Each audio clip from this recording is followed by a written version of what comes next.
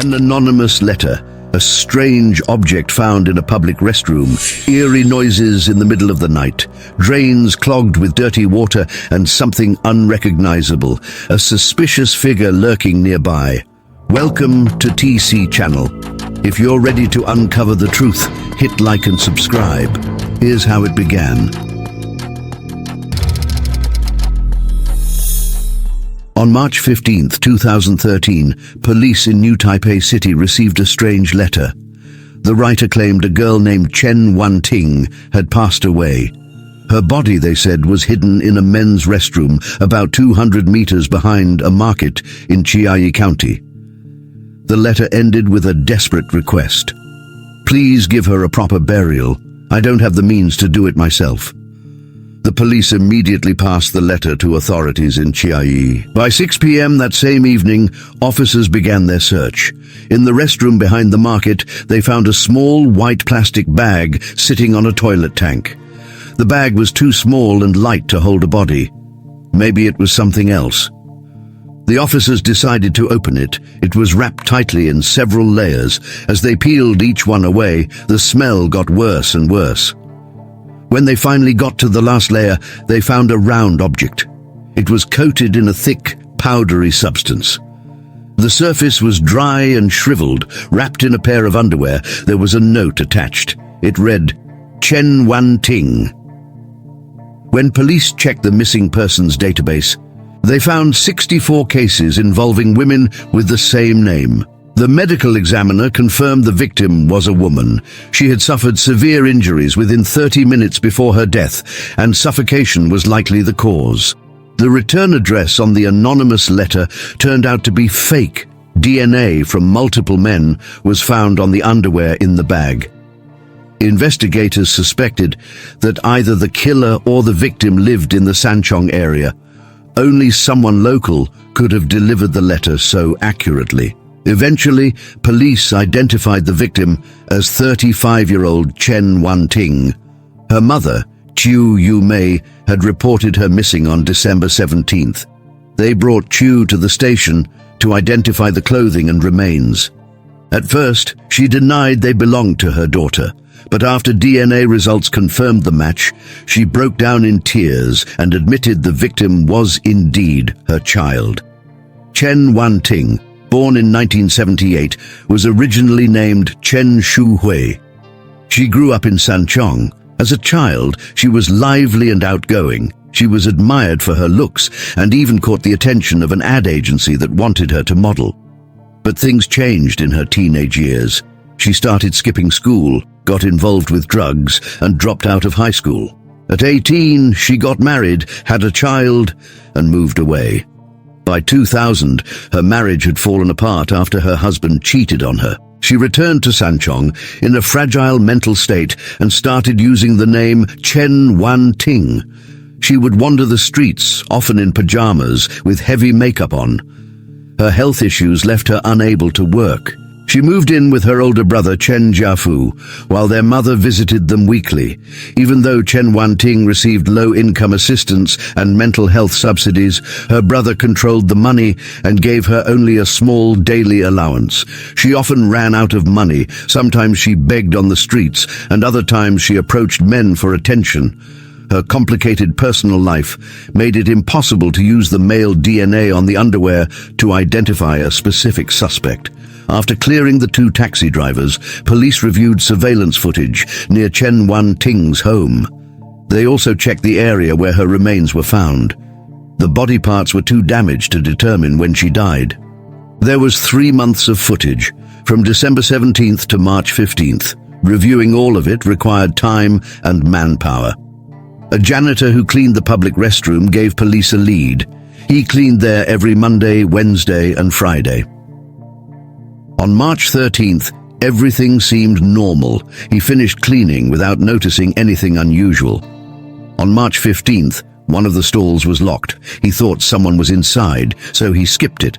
Police focused on footage from March 13th to March. They found a key clue. At 11 a.m. on March 13th, a security camera 100 meters from the restroom captured a man. He wore a wig, sunglasses, and a face mask. He was dressed in a heavy winter jacket. He carried a white plastic bag and walked toward the restroom. In March, local temperatures often reached 27 degrees Celsius. His strange outfit caught people's attention. Even passers-by remembered him. Police showed the footage to Chen Wan-Ting's family. Her mother, Chiu Yu-mei, recognized him. It was her son, Chen Jia-Fu, who lived with Chen Wan-Ting. Police questioned him. They found out he had taken leave from work on March 12th and 13th. On March 13th, his phone kept turning on and off. It looked like he was trying to hide his movements. Still, his phone pinged at 3 different locations that day. Police also learned that he rarely cared about his sister. He was known to be stingy. He earned 34,000 new Taiwan dollars a month. But he spent nearly 10,000 new Taiwan dollars on her insurance every month. Not long after Chen Wan-Ting disappeared, he got married with a girl named Liu Miao Miao. He and his wife lived together for a few months. On March 6th, she flew back to her home country. The anonymous letter and the note found with the remains were written on Chen Jia-Fu's paper. Police arrested him. They also called his wife in for questioning. During his arrest, Chen Jia-Fu looked nervous. In questioning, he pretended not to understand. He claimed he remembered nothing. He even showed a mental health certificate to avoid answering. To this day, the rest of Chen Wan-Ting's body is still missing. Police looked into Chen Jia-Fu's past and found his work history was unstable. In 2003, he joined an insurance training program, got his license after 3 months, but quit because he couldn't meet his sales goals. By 2008, he had switched to working as a chef. Between 2008 and 2012, he moved between buffet restaurants, never staying long because he struggled to get along with co-workers. In October 2009, he tried running his own business. It only lasted a few months before failing due to poor management. While working at one of the restaurants, he met a co-worker, Yu Mei Shuang. Yu had a friend in Fujian named Liu Xiaoping who wanted to help his niece Liu Miao Miao marry in Taiwan. In October 2011, Yu introduced Chen to Liu. They hit it off right away and started dating. In November, Chen secretly took out a $1 million life insurance policy on his sister, Chen Wan-Ting. He hid her history of mental health issues and suicide attempts. The premiums were extremely high, but he couldn't afford them. On December 26, 2011, Chen faked his own medical records to get diagnosed with a mental illness and qualified for disability benefits. At the time, Chen had less than $10,000 in savings. He borrowed money from Yu and Liu to cover his wedding expenses, which totaled $70,000. On May 29, 2012, Chen married Liu Miao Miao. He never told her that his sister lived with him. The couple planned to settle in Taiwan, but immigration costs were steep. Chen mortgaged his house to get a loan, but he burned through the money quickly. He ended up deeply in debt, but hid it from his wife. On December 10th, at around 10 a.m., his downstairs neighbor, Peng Ruimin, noticed water pooling in his bathroom. There were bits of debris floating in it. Peng also heard the sound of a motor running upstairs. He went to Chen's door and knocked, but there was no answer. When Peng went back to his bathroom to clean up, more dirty water came up through the drain. He went back upstairs to knock again. This time Chen answered. Chen denied causing the problem, but offered to help clean Peng's bathroom. When police heard about this, they suspected Chen had been trying to dispose of Chen Wan-Ting's remains by flushing them down the drain. After his neighbor noticed, Chen stopped. Other neighbors later reported seeing reddish water and noticing a foul smell. Police sealed off the area and conducted a thorough search. They dug up the pipes, drained the apartment's septic tank, and filtered the waste, looking for potential traces of evidence. Search dogs were brought to Chen Jia-Fu's home. Investigators found Chen Wan-Ting's DNA in the kitchen drain.